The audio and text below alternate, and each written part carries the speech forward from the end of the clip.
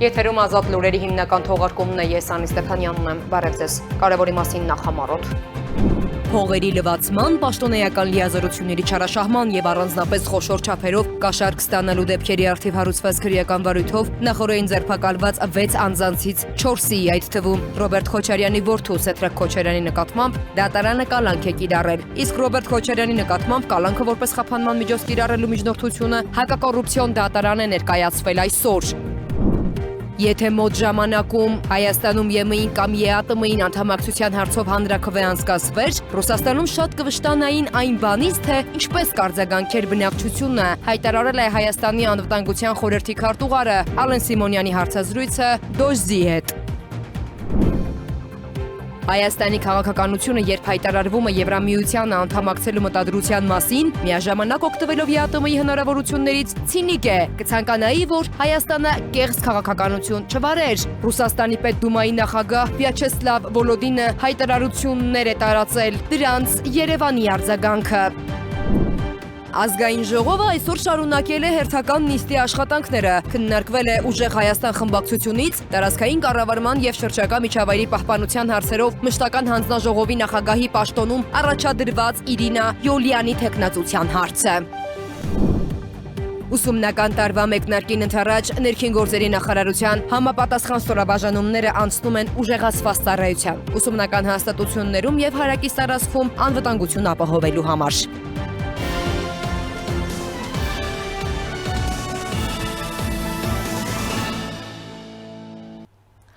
Փողերի լվացման, պաշտոնեական լիազորությունների չարաշահման եւ առանձնապես խոշոր չափերով կաշառք ստանալու դեպքերի առթիվ հարուցված քրեական վարույթով նախորդին ձերբակալված 6 անձանցից 4-ի, այդ թվում Ռոբերտ Քոչարյանի ավագ որդու Սեդրակ Քոչարյանի նկատմամբ դատարանը կալանք է կիրառել։ Մեկ անձի նկատմամբ ընտրվել է տնային կալանք։ Քրեական վարույթի շրջանակում խոզարկություններ եւ այլ գործողություններ են իրականացվել նաեւ Տոյոտայի Երևանյան գրասենյակում, Orange Fitness ակումբում, Play City զվարճանքի կենտրոնում եւ մի շարք բնակարաններում։ Ավելի վաղ հայտնի դարձել, որ ձերբակալվել են Ռոբերտ Քոչարյանը ու նրա որդին Սեդրակ Քոչարյանը։ 3 ինքնազգացողության վատացման հետևանքով բժշկական կենտրոն տեղափոխված Ռոբերտ Քոչարյանը եւ նրա նկատմամբ կալանքը որպես խափանման միջոց կիրառելու միջնորդությունը այսօր ներկայացվել են հակակոռուպցիոն դատարան, հայտնել են հակակոռուպցիոն կոմիտեից։ Ռոբերտ Քոչարյանին կալանավորելու միջնորդությունը կքննվի ժամը 20:30-ին։ Այս մասին լրագրողներին հայտնել է փաստաբան Արամ Օրբելյանը։ Ճամբարակ Վահան ճանապարհին զինծառայողներին վրաերթի ենթարկած ու գործով հանրային քրեական հետապնդում հարուցված եւս մեկ անձի նկատմամբ հարուցվել է այդ գործը իշխանազանցության կամ իշխանությունը չարաշահելու հոդվածով։ Քննչական կոմիտեից հայտնել են, որ նա ձերբակալվել է դատարան ներկայացվելու նպատակով։ Քննչականը չի բացահայտում նրա ինքնությունը։ Մամուլի տեղեկություններով ձերբակալվածը Զորամասի գումարտակի շտաբի պետն է։ Օգոստոսի 19-ին գազ 53 մակնիշի ավտոմեքենան վրաերթի էր ենթարկվել մի քանի զինծառայողների, որոնցից մեկը Սուրեն Մամբրեի Վարդանյանն էր, ով մահացել է։ Այս գործով հանրային քրեական հետապնդում էր հարուցվել, նաև տրանսպորտային միջոցի վարորդի նկատմամբ նա կալանավորվել է։ Այլ թեմաներ, Հայաստանի իշխանությունները չեն պատրաստվում խոչընդոտել Ռուսաստանում հնարավոր նոր զորահավաքից խուսափող քաղաքացիների մուտքը մեր երկիր։ Դոժզի հետ զրույցում հայտարարել է Հայաստանի անվտանգության խորհրդի քարտուղար Ալեն Սիմոնյանը, պատասխանելով հարցին, թե արդյոք Հայաստանը պատրաստ է ընդունել ռուսներին, որոնք չեն ցանկանում ռազմաճակատ գնալ։ Ես ռուսներին կարող եմ միայն մի բան ասել՝ բարի գալուստ Հայաստան, նշել է Ալեն Սիմոնյանը։ Անվտանգության խորհրդի քարտուղարը անդրադարձել է նաև պաշտոնական Մոսկվայի հորդորին ԵՄ-ին կամ ԵԱՏՄ-ին անդամակցության հարցով հանրաքվե անցկացնելու վերաբերյալ։ Նա նշել է, որ եթե մոտ ժամանակում հանրաքվե անցկացվեր, Ռուսաստանում շատ կվշտանային այն բանից, թե ինչպես կարձագանքեր Հայաստանի բնակչությունը։ Նույնիսկ այն մարդիկ, որոնք չեն ընտրել մեր կուսակցությունը, շատ վիրավորված են Ռուսաստանի դիրքորոշումից 2020 թվականի պատերազմի եւ դրան հաջորդած իրադարձությունների ժամանակ տարբեր լրագրողների, հասարակական եւ պետական գործիչների հայտարարություններից, բելարուսական իշխանությունների հայտարարություններից, նշել է Սիմոնյանը։ Ռուսաստանի Պետդումայի նախագահ Վյաչեսլավ Վոլոդինը հայտարարել է, որ Հայաստանը ցինիկաբար օգտագործում է ԵԱՏՄ հնարավորությունները։ Հայաստանի քաղաքականությունը, երբ հայտարարվում է Եվրամիությանը անդամակցելու մտադրության մասին, միաժամանակ օգտվելով ԵԱՏՄ-ի հնարավորություններից, ցինիկ է կցանկանայի, որ Հայաստանը կեղծ քաղաքականություն չվարեր, որովհետև եթե Հայաստանը օրենք է ընդունում Եվրամիությանը անդամակցելու մտադրության մասին, ապա ինչու եք օգտվում ԵԱՏՄ-ի հնարավորություններից։ Ինչու եք խաբում դրա անդամներին, դա ցինիկ է, դա ճիշտ չէ, ասեք դուք գնում եք Եվրամիություն, գնացեք, բայց այդ դեպքում այստեղ պետք չէ արտոնություններ ստանալ։ Վեստին տված հարցազրույցում ասել է Վոլոդինը։ Երեկ էլ Ռուսաստանի Դաշնության անվտանգության խորհրդի փոխնախագահ Դմիտրի Մեդվեդևն էր կոշտ քննադատել Հայաստանի իշխանությանը, պնդելով, թե Հայաստանը Եվրամիության անդամակցելու հեռանկար չունի, քանի որ ըստ նրա ԵՄ-ն քրոնիկ հիվանդություններով է տառապում։ Փոխարենը Հայաստանը կարող է երկար ժամանակով փչացնել հարաբերությունները Ռուսաստանի եւ Եվրասիական տնտեսական միության մյուս անդամների հետ։ Ազգային ժողովի նախագահ Ռուբեն Ռուբինյանը լրագրողների հետ զրույցում հայտարարել է, որ իշխանությունը Ռուսաստանի հետ հարաբերություններում չափազանց անկեղծ է եւ ձգտում է պահպանել բարիդրացիական ու բարեկամական հարաբերություններ։ Անդրադառնալով Ռուսաստանի Դաշնության Պետդումայի նախագահ Վյաչեսլավ Վոլոդինի Հայաստանին կեղծ քաղաքականություն չվարելու կոչին, Ռուբինյանը ասել է, որ հայկական տնտեսվարողների նկատմամբ կիրառվող սահմանափակումները չեն համապատասխանում հայ-ռուսական հարաբերությունների ոգուն եւ ԵԱՏՄ կանոններին։ Ինչ վերաբերում է հապկին, ապա նա նշել է, որ Հայաստանը ազատ է որոշելու մնալ կառույցում, թե ոչ։ Հայաստանը միշտ բաց եւ անկեղծ քաղաքականություն է իրականացրել ռուս գործընկերների նկատմամբ եւ շարունակում է ամեն ինչ անել բարիդրացիական հարաբերությունները պահպանելու համար։ Այլ հարց է, որ Ռուսաստանի որոշ գործողություններ հակասում են այդ տրամաբանությանը։ Լրագրողների զրույցում հայտարարել է ազգային ժողովի նախագահ Ռուբեն Ռուբինյանը ի պատասխան Ռուսաստանի Պետդումայի նախագահ Վյաչեսլավ Վոլոդինի Հայաստանի իշխանությանն ուղղված կեղծ քաղաքականություն չվարելու եւ Եվրամիության ու Եվրասիական տնտեսական միության միջև ընտրություն կատարելու հորդորին։ Ռուբինյանը մասնավորապես հիշատակել է հայ տնտեսվարողների նկատմամբ ռուսական կողմի վարած քաղաքականության մասին։ Հայկական տնտեսվարողների դեմ կիրառվող անարդարացի եւ անտեղի սահմանափակումները չեն համապատասխանում ոչ Հայաստան-Ռուսաստան հարաբերությունների ոգուն, ոչ էլ առավել եւս Եվրասիական տնտեսական միության կանոններին, որովհետեւ ես ուզում եմ հիշեցնել, որ Եվրասիական տնտեսական միության գոյության ամբողջ իմաստը ապրանքների ազատ շարժն է եւ անմաքս։ Իսկ ստեղ մենք գործ չունենք ազատության հետ առնվազն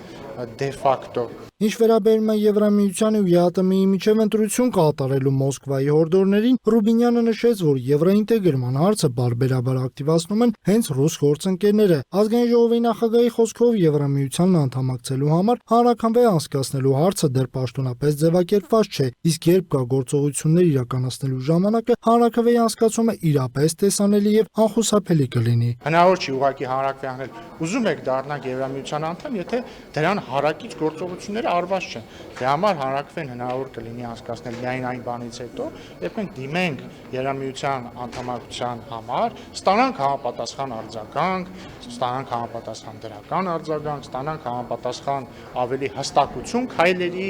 ժամանակային շրջանակների վերաբերյալ, այդ ժամանակ հնարավոր կլինի։ Չնայած ներկայում հայ-ռուսական հարաբերություններում առկա են որոշակի տարաձայնություններ, այնուամենայնիվ դրանք շարունակում են գտնվել բարձր մակարդակի վրա։ Նկատել է քաղաքացիական պայմանագիր խմբակցության падգամավոր Սոնա Ղազարյանը, որը հիշեցրել է կնքված երկկողմ բազմաթիվ պայմանագրերն ու պարտավորությունները։ Նա հավաստիացրել է Ռուսաստանի հետ հարաբերությունները լավարկելու դիվանագիտական գործիքալ կազմերը դեռ չեն սպառվել։ Ռուսաստանի գործընկերների հետ խոսակցությունը շարունակվում է, խոսակցությունը բարդ է, բայց անկեղծ, եւ ես կարծում եմ, որ ԵԱՏՄ շրջանակներում այս հիմնական հարցերը պետք է հանգուցալուծվեն։ Այո, ճիշտ եք նշում, որ փորձագետներն նշում են, որ մեր առևտուրը Ռուսաստանի ԵԱՏՄ-ի հետ աճել է, բայց սա պայմանավորված է, թույլ տվեք ասել նրանով նաև, որ մենք մի մաքսային միության տարածքում ենք գտնվում։ Սոնա Ղազարյանը եւս նշեց, որ անկասկած գալու է ժամանակը, երբ հանրաքվեի անցկացումը անխուսափելի կդառնա, սակայն նա հիշեցրեց, որ մինչև դրան հասնելը Հայաստանը դեռ շատ անելիք ունի, ընդգծելով այն օրենսդրական փոփոխությունները, որոնք պետք է տեղի ունենան Հայաստանի Եվրամիության անդամակցության մասնակցելուց հետո։ Ռուսաստանից էլ են նշում, փորձագետներն էլ են նշում, ասեմ ավելի մենք էլ ենք նշում, որ որևէ պետություն միաժամանակ չի կարող լինել երկու մաքսային միություններում։ Եվ ըստ էության դիվերսիֆիկացման օրակարգ այսպես առաջ տանող քաղաքական ուժը պետք է նաև այս մասին պատրաստ լինի առնվազն խոսելու։ Չնայած որ եվրոպական ինտեգրման հարցերի մշտական հանձնաժողովի նախագահի պաշտոնում ընտրվեց ընդդիմադիր ուժեղ Հայաստան խմբակցության պատգամավոր Հարություն Հարությունյանը, այնուամենայնիվ բոլոր հանձնաժողովներում, այդ թվում եւ այս ՔՊ պատգամավորները մեծամասնություն են կազմում, նշեց Սոնա Ղազարյանը, ապա հավելեց, որ Եվրոպական միությանն անդամակցության հայտը Հայաստանի կարևոր առաջնահերթություններից է, որն արտացոլված է նաև կառավարության հնգամյա ծրագրում, որից չեն շեղվելու։ Ղազարյանը վստահեցրեց, որ որպես հանձնաժողովի անդամ եւ ընտրվելու պարագայում նաև որպես փոխնախագահ ուշադիր հետևելու է, որպեսզի ուժեղ Հայաստան խմբակցությունը այլ օրակարգերով չառաջնորդվի, չխոչընդոտի հանձնաժողովի օրակարգին, քանի որ իր կարծիքով ընդդիմադիր խմբակցությունը փորձելու է այլ շահեր սպասարկել։ Ես ունեմ կասկած, այն էլ հիմնավորված կասկած, որ ուժեղ Հայաստանը եկել է վերահսկելու այն գործընթացը, որ մենք իրականացնել ենք, ոչ թե դրան զարկ տալու համար, այլ որպեսզի իր գործընկերներին նկատի ունեմ Հայաստանից դուրս տեղեկացնի, թե որ փուլում ենք եւ փորձի տորպեդահարել, դա վստահաբար նրանց չի հաջողելու։ Ազգային ժողովի նախագահն անդրադարձել է նաև Հայաստանի հապկից հեռացման մասին խոսակցություններին, հիշեցնելով, որ Հայաստանը դե ֆակտո արդեն իսկ այդ կառույցից դուրս է, իսկ դե յուրե էլ եթե հեռացնեն, ոչինչ չի փոխվի։ Պատգամավորները խոսել են նաև ներքաղաքական իրավիճակի, ազգային ժողովում բարեվարկության կանոնների պահպանման, վարչապետ Նիկոլ Փաշինյանի ազգային ժողովի ամբիոնից հնչեցրած սուր ելույթներից հետո ընդդիմության արձագանքների եւ իրավապահ մարմինների նախօրեն կատարած գործողությունների մասին, պնդելով, որ պետությունից գողացված յուրաքանչյուր դրամը պետք է վերադարձվի։ Եվրամիությունը արձագանքել է վարչապետ Նիկոլ Փաշինյանի հայտարարությանը, թե Հայաստանը մտադիր է մոտ ժամանակներ սկսել ԵՄ անդամակցության հայտ ներկայացնելու գործընթաց։ Մենք մեծ հետաքրքրությամբ ենք հետևում այս գործընթացին, հայտարարել է Եվրոպական հանձնաժողովի գլխավոր խոսնակ Պաոլա Պինյոն։ Ըստ նրա, Եվրոպական հանձնաժողովի նախագահ Ուրսուլա ֆոն դեր Լայենը վճռականորեն աջակցում է Հայաստանի քաղաքացիների եվրոպական ձգտումներին։ Եվրահանձնաժողովի խոսնակ Մարկուս Լամերտն էլ անդրադառնալով Նիկոլ Փաշինյանի հայտարարությանը նշել է, թե Հայաստանը ավելի մոտ է ԵՄ-ին, քան երբևէ։ Ըստ նրա, Հայաստանը արդեն արել է առաջին քայլը ԵՄ-ի ուղղությամբ ընդունելով Եվրամիության անդամակցության գործընթացի մեկնարկի մասին օրինագիծը։ Ազգային ժողովը այսօր շարունակել է հերթական նիստի աշխատանքները, քննարկվել է ուժեղ Հայաստան խմբակցությունից տարածքային կառավարման եւ շրջակա միջավայրի պահպանության հարցերով մշտական հանձնաժողովի նախագահի պաշտոնում առաջադրված Իրինա Յոլյանի թեկնածության հարցը։ Նիստի մանրամասները տեսանյութում։ Դավիթ Ղազինյանի փոխարեն Իրինա Յոլյան։ Ուժեղ Հայաստան խմբակցությունը երկրորդ փորձից ցանկանում է ունենալ ազգային ժողովի տարածքային կառավարման եւ շրջակա միջավայրի պաշտպանության հարցերով մշտական հանձնաժողովի նախագահ։ Այն պատասխանատվությունը, որ դրված է այս հանձնաժողովի առջև, պահանջում է ոչ միայն ընթացիկ օրվա խնդիրների լուծում, այլև հեռահար տեսլականի սահմանում հավասարակշռված մոտեցումներ եւ ամենակարևորը համակարգային աշխատանք։ Իրինա Յոլյանը ծնունդով Գորիսեցի է։ Սյունիքի նախկին մարզպետ Սուրիկ Խաչատրյանի կառավարման տարիներին եղել է Գորիսի փոխքաղաքապետը։ Նախկին իշխանության այժմ ընդդիմադիր խմբակցության ներկայացուցիչից ազգային ժողովի փոխնախագահ Վահագն Ալեքսանյանը հետաքրքրվեց նրա եւ Գորիսի գործող քաղաքապետ Արուշ Արուշանյանի աշխատանքային փոխհարաբերություններից։ Ոնց է գնահատում 10 բալանոց համակարգով Արուշ Արուշանյանին որպես համայնքապետ։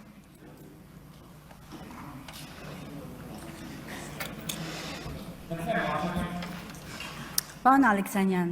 դուք այս տարիների ընթացքում ձեր գործունեությամբ արդեն այնքան կանխատեսելի եք դարձել, որովհետև եւ դա ձեր գործունեության առանցքն է։ Առաջնային նշանակության խնդիրները, երբ որ մենք այսօր խոսում ենք շատ տարբեր մարտահրավերներից,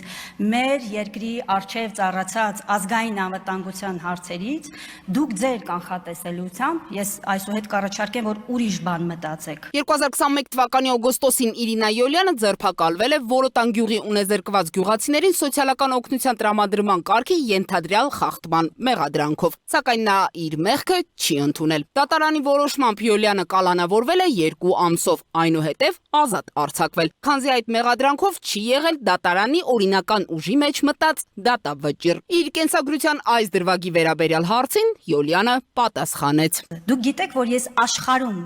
միակ մարդն եմ, ով վրա քրեական գործ են հարուցել նրա համար, որ ինքը համարձակություն է ունեցել ստորագրել մի որոշում, որով սահմանը պահող գյուղացիները, Որոտան գյուղի բնակիչները, ստացել են 20,000 դրամ։ Որովհետև դուք այդ ժամանակ, երբ որ փակել եք Գորիս-Կապան ճանապարհը ձեր իշխանության օրոք, երբ որ ջրի խնդիր է առաջացել, դուք տեղյակ եք, որ այդ գյուղում մի քառակուսի մետր հող չեք թողել։ Հետագայում Յոլյանը շարունակել է աշխատել որպես Գորիս համայնքի ղեկավարի տեղակալ, մինչև 2026 թվականի մարտին հրաժարականի դիմում ներկայացնելը։ Այսօր խորհրդարանում մասնագիտական կարողությունների վերաբերյալ հարց ու պատասխանը վերածվեց նրա եւ Գարիկ Սարգսյանի միջև լեզվակռվի։ Կասեք, բոլորս իմանանք, որն է պատճառը, որ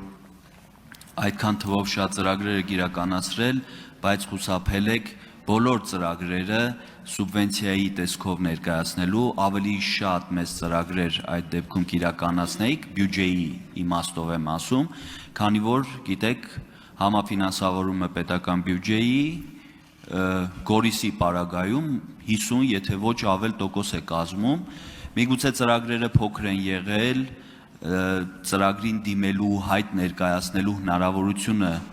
թույլ չի տվել, որպեսզի դիմեք այդ ծրագրերին, թե դուք որպես, ինչպես հասկացա, այդ ծրագրերի համակարգող համայնքի ղեկավարի տեղակալ կառավարության հետ չկիսելով քաղաքական օրակարգը, ինչ որ հարցերով համաձայն չլինելով կառավարության հետ, փորձել եք այս կերպ բոյկոտել եւ վնասել եք ձեր համայնքին ներկայացնելով փոքր թվով սուբվենցիոն ծրագրեր եւ ավելի քիչ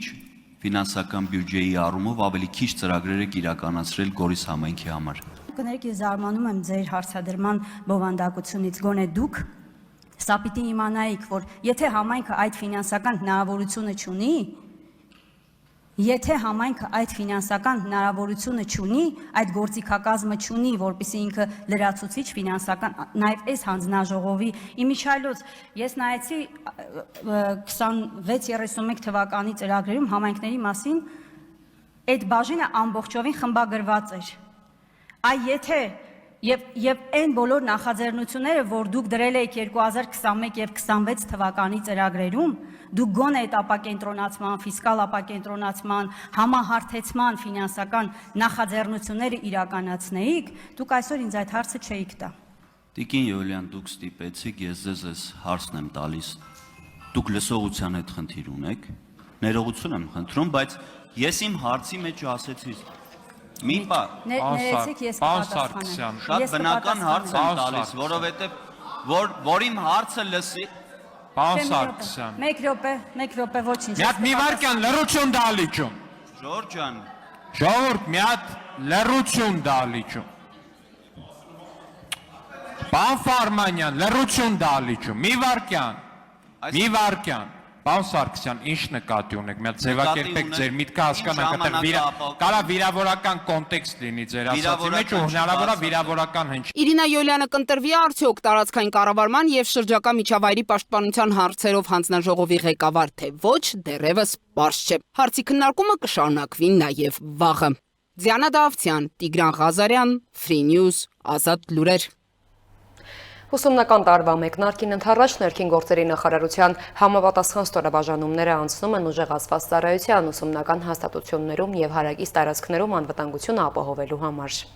Նոր ուսումնական տարվան ընթառաջ սեպտեմբերի 1-ից սկսած ներքին գործերի նախարարի տեղակալ ոստիկանապետ Կամո Ցուցուլյանի հրամանով ոստիկանությունը երկշաբաթյա ռեժիմով անցնելու է ուժեղացված ծառայության հասարակական կարգի պահպանության եւ ճանապարհային երթևեկության ապահովման ուղղությամբ զգուշացեք երեխաներ են խորագրով միջոցառման շրջանակներում։ Նման միջոցառումների անցկացումը առաջին անգամ չէ եւ նպատակ ունի ապահովելու առաջին հերթին երեխաների անվտանգությունն ու կանխարգելելու ճանապարհատրանսպորտային հնարավոր պատահարները։ Այս մասին ասաց ներքին գործերի նախարարության աշխատակից Գեորգի Խաչատրյանը։ Ըստ նրա ծառայությունները կազմակերպվելու են հանրակրթական դպրոցների եւ այլ կրթական հաստատությունների հարակից տարածքներում համայնքային եւ բարեկային ոստիկանության աշխատակիցների կողմից։ Ուժեղացված ծառայությունը նշված հատվածներում սկսվելու է առավոտյան 8-ից մինչև 9:30, ապա շարունակվելու է 12:00-ից մինչև ընդհանուր դասերի ավարտը։ Ուսումն են դարձվելու հիմնականում այն դպրոցները, որոնք գտնվում են ճանապարհների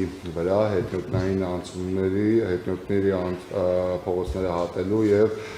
տրանսպորտի երթևեկությունը պատշաճ կազմակերպելու նկատառումներից ելնելով հանրակրթական ուսումնական հաստատությունների հարող այն փողոցներում, որտեղ չեն լինի գծանշումներ, լուսացույցեր, հետնորդային անցումներ, որպես կանոն հետնորդի անցումը, այսինքն փողոցների հատումը կազմակերպելու են խմբերով ոստիկանության ծառայողների ուղեկցությամբ։ Բանախոսներից Բարեկային ծառայության պետի տեղակալ Արմեն Մաթևոսյանի խոսքով Բարեկային ծառայությունը արդեն իսկ օգոստոսի 24-ից սկսած իրականացնում է ուժեղացված ծառայություն։ Մասնավորապես առևտրային կենտրոնների դրանց հարակից տարածքներում երթևեկության անվտանգության կանոնների պահպանման եւ խցանումների վերացման համար։ Ըստ նրա սեպտեմբերի 1-ից հետո Բարեկային ծառայության կարգախմբերը ծառայություն են իրականացնելու դպրոցների հարակից հատվածներում ամբողջ Հայաստանում։ Մաթևոսյանի խոսքով ծառայությունն իրականացվելու է երկու տարբերակով՝ շրջիկ եւ ստացիոնար։ Բարեկայի ծառայության պետի տեղակալը անդրադարձ կատարեց Երևանում անվերջանալի թվացող խցանումներին։ Վերջինս ընդգծեց, որ նոր ուսումնական տարվա մեկնարկից հետո խնդիրն ավելի սուր բնույթ է կրելու։ Նա այդ իրավիճակը պայմանավորեց մարզերից դեպի մայրաքաղաք մեծ հոսքի հետ։ Շարժը շատ է լինում Երևանի հարակից շրջաններից դեպի Երևան։ Մենք փաստեր ունենք, որ տարբեր մարզերից Երևան բերում են դպրոցներ, մանկապարտեզներ, այսինքն Երևան քաղաքում այդ պիկը լինելու է։ Մենք այս պայն անցնում ենք ուժեղացված ծառայության, բայց հավատացեք, այդ ուժեղացված ծառայությունը միշտ պահվում է, որպեսզի հնարավորինս խցանումների հարց կարողանանք լուծել, բայց խցանումների հարցը դա միայն ոստիկանության տիրույթում չէ։ Իսկ Գեորգի Խաչատրյանն անդրադարձավ դպրոցներում եւ առհասարակ թմրամիջոցների դեմ պայքարի եւ կանխարգելման միջոցառումներին։ Նա տեղեկացրեց, որ սեպտեմբերի 1-ից սկսած դպրոցական ուսումնական հաստատություններին փոխանցվելու են իրազեկման տեղեկատվական թերթիկներ, որոնք պարունակելու են այնպիսի տեղեկատվական բովանդակություն, որի միջոցով հնարավոր կլինի պարզել երեխան օգտագործել է թմրանյութ թե ոչ։ Խաչատրյանի ներկայացմամբ թմրամիջոցների դեմ պայքարի կանխարգելման միջոցառումները բազմաշերտ են եւ ենթադրում են ընդգրկուն գործընթաց։ Մենք ունենք այս տարի անչափահասների շրջանում թմրամիջոցների ապօրինի շրջանառության մեկ դեպքի նվազում 2026 թվականի կիսամյակի տվյալներով ունենք արձանագրված 2 դեպք, 25 թվականի 2025 թվականի նույն ժամանակահատվածի համար 3 դեպք։ Իհարկե ունենք դեպքի նվազում, դրական արդյունք է, բնականաբար դրական արդյունք է, բայց ունենք արձանագրված 2 դեպք, ունենք մտահոգություն, իհարկե ունենք մտահոգություն։ Եթե քանի որ անկախ արձանագրված թվի քիչ քանակից, եթե ունենք արձանագրում, ուրեմն ունենք այստեղ անելիքներ եւ բնականաբար խնամքով վերաբերվելով մեր կողմից դրական արդյունքներին, բնականաբար այս ուղղությամբ պետք է մեր զգոնությունը չթույլատնենք եւ կանխարգելիչ աշխատանքները նույն թափով իրականացնենք։ Ներքին գործերի նախարարության աշխատակիցները հորդորեցին դպրոցահասակ երեխաների ծնողներին ուսումնական տարվան ընթառաջ ավելի ուշադիր եւ զգոն լինել, պահպանել անվտանգության եւ ճանապարհային անվտանգության կանոնները, ուշադիր լինել եւ երեխաներին զերծ պահել թմրավաճառներից ուղղակն ընկնելու վտանգից։ Շարունակում ենք թողարկումը Նեպալի եւ Տիբեթի սահմանին տեղի ունեցած հսկայական հեղեղի եւ սողանքի հետևանքով առնվազն 95 մարդ է զոհվել, հարյուրավոր մարդիկ, այդ թվում զբոսաշրջիկներ անհետ կորած են համարվում։ Նեպալի զբոսաշրջային խորհրդի տվյալներով անհետ կորածներից 291-ը օտարերկրացի են։ Սա Նեպալի ամենաավերիչ աղետն է համարվում 2015-ի երկրաշարժից հետո, որը 9000 մարդու կյանք խլեց։ Միջազգային եւ տարածաշրջանային նորություններ տեսաշարով։ Գիշերը Ուկրաինայի ԱԹՍ-ները հարվածել են Ռուսաստանի Տամբովի մարզի Կոտովսկ քաղաքում գտնվող Վայտբերիսի խոշոր լոգիստիկ կենտրոնին։ Տեղի ունեցածի մասին հայտնել է Տամբովի մարզպետ Եվգենի Պերվիշովը։ Բրդեի մասշտաբը նախ գնահատվել էր մոտ 40,000 քառակուսի մետր, սակայն հետագայում մարզային իշխանությունները հայտնել են, որ կրակը տարածվել է ավելի քան 100,000 քառակուսի մետր տարածքի վրա։ Ռուսաստանի Դաշնության իշխանությունների պնդմամբ Կոտովսկի ուղղությամբ հողն ու շարժական խմբերը ոչնչացրել են 16 ԱԹՍ։ Հարվածի հետևանքով Վայտբերիսի կենտրոնում հրդեհ է բռնկվել։ Բոլոր աշխատակիցները տարհանվել են, սակայն մեկ աշխատակից ըստ նախնական տվյալների տուժել է պայթյունի ալիքից ստացած ցնցումից։ Վայտբերիսը հայտնել է, որ այդ պահին կենտրոնում նոր ապրանքների ընդունում չէր իրականացվում։ Սա նույն կենտրոնի նկատմամբ երկրորդ խոշոր հարվածն է։ Հուլիսի 18-ին այնտեղ տեղի ունեցած հարվածի հետևանքով ըստ ռուսական աղբյուրների զոհվել էր 7 մարդ։